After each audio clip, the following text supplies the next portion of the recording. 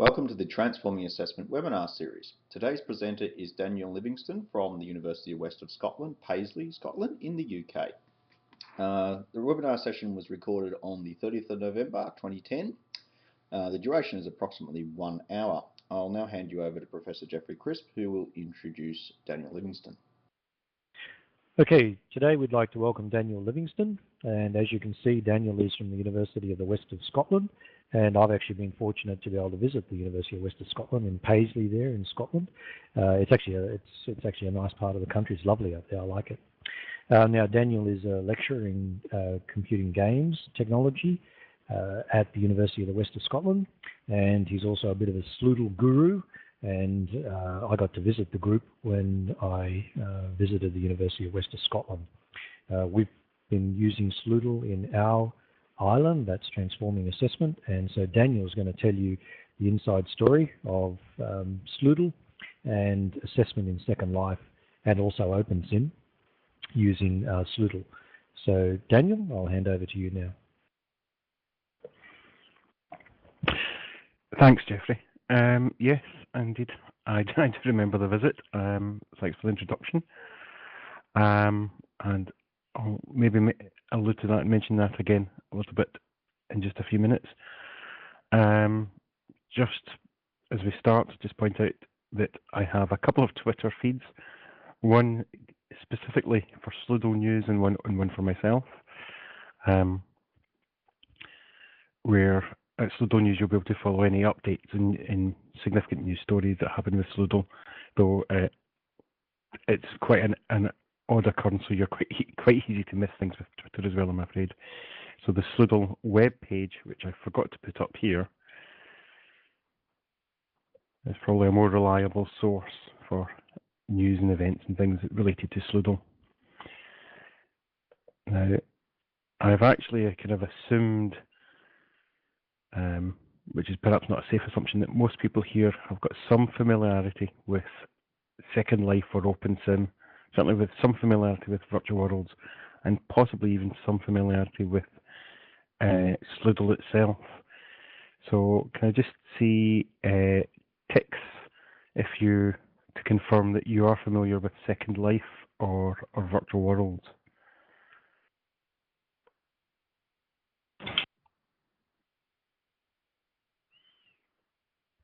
And an X if you're not familiar.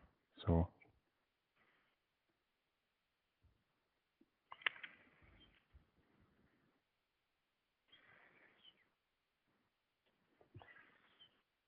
that's mostly ticks, but not uniformly.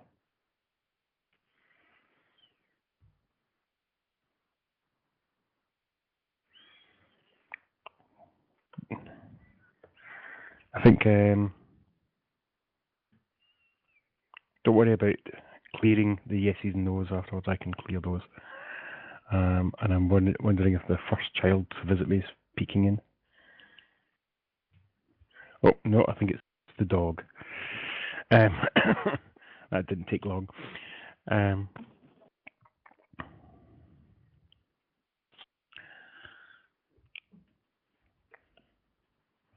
Right, sorry about that pause. My first brief interruption. You will see some images of the Second Life virtual worlds as we go through. I'm not going to spend much time talking about what Second Life is, and I think most people here should be familiar with virtual learning environments as well. The general background was that we realised early on in our own use of Second Life, that's Jeremy Kemp and myself, that there's not only is it very different from a web-based learning environment, but they're quite complementary in a way, in that the 3D virtual worlds are particularly good for synchronous interactions, particularly good for quite constructive and free-form and informal sort of learning activities, but also interactive learning activities, and because you can script and program and make rich settings with objects that behave like they do might in the real world. You can create quite rich simulations and spaces for people to just party and and interact in a wide range of ways and doing quite a wide range of activities that are really quite difficult to do in a web-based learning environment where things tend to be much more structured, tends to be much more formal, and much more content-based rather than interaction-based, although we can, and when we do use the web-based systems for interactions, to support interactions, it tends to be much more along the lines of threaded asynchronous discussions. But the web-based systems have a lot of strengths when it comes to learning management in particular, which is, I think, where the American term learning management system comes from, where they have self-scoring quizzes, they have grade books, class lists, a whole range of things for sort of managing groups and managing classes. And seeing these sort of complementary strengths, we wondered whether we could put these together some way, use the ability of Second Life to create your own scripts and have those interact with things on the web, whether we could create something that would actually bring these together. And that's essentially what SLOODLE is a system for bringing those together.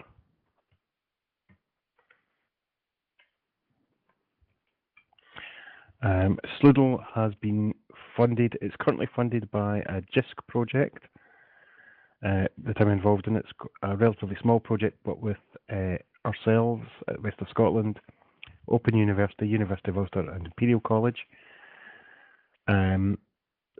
It's in a project that's really just looking at how the web complements the virtual world for learning. And a lot of the SLOODLE development itself was funded by EduServe in a project that was partnered by myself at UWS and Jeremy Kemp at San Jose State. Always have to mention the sponsors. But in this talk, we're going to really focus on the assessment side of what SLOODLE can do. And if we consider the web-based learning environment or learning management system, they really do provide a very wide range of forms of assessment, depending which platform you're using, all of which get integrated into a single gradebook. So just ask people here, if you answer in the chat, what assessments do you use, or if you don't use many, which ones are you most aware of in your web-based learning environments?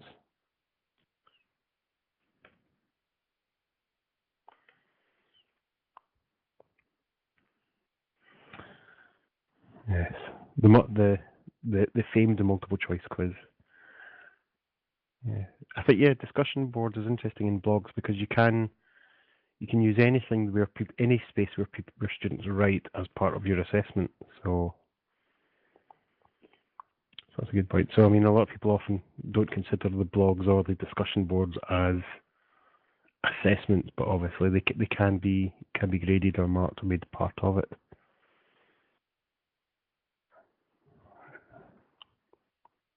I'm going to have to Google those, Mike.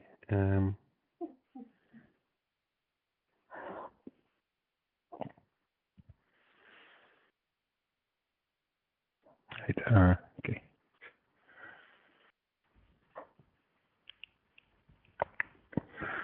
So I mean, I think multiple choice question was Jeff leapt in quickly with multiple choice questions, and that's obviously one of the most well understood or easiest to use because the grades are instantaneous and it allows you to actually get actual grades without it having to be reviewed by an assessor. So it can be very good for whether it's something that's part of the student's final grade or whether it's just to support their learning and for their own feedback.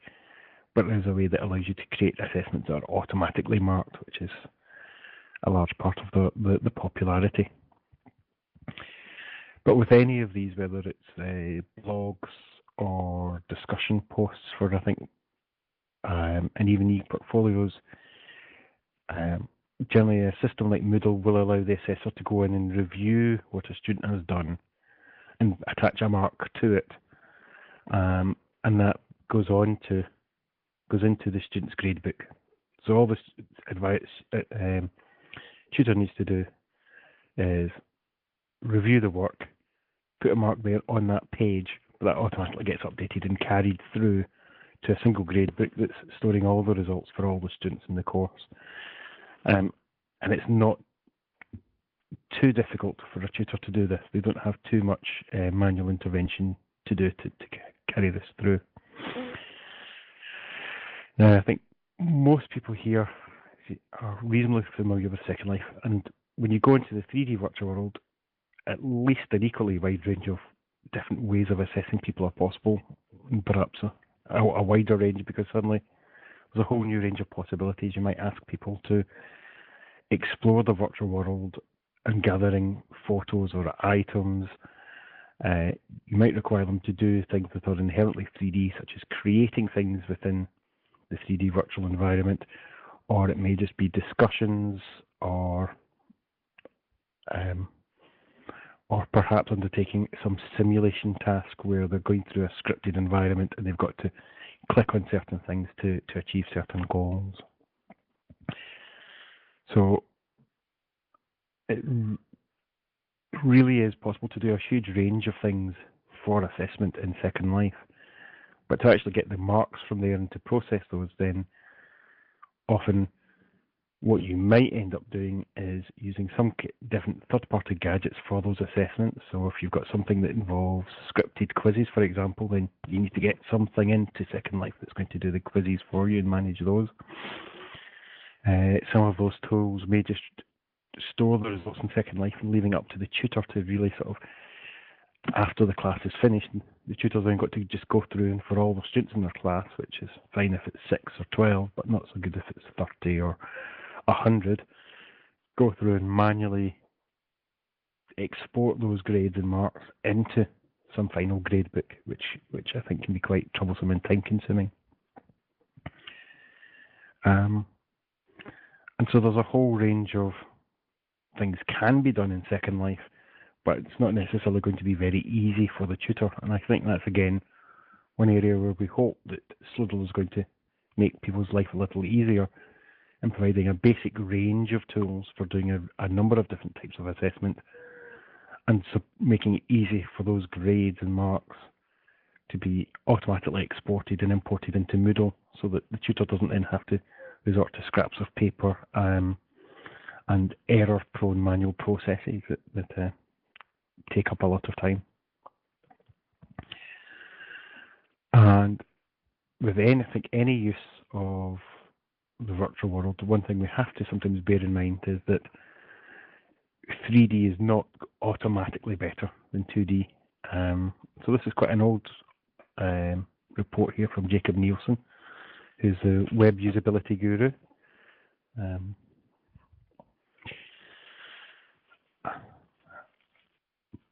Really pointing out that through some of the differences between 2D and 3D, sometimes 3D actually presents more challenges. And within this, he describes really there are bad uses of 3D. Sometimes it's difficult to do abstract information work in 3D.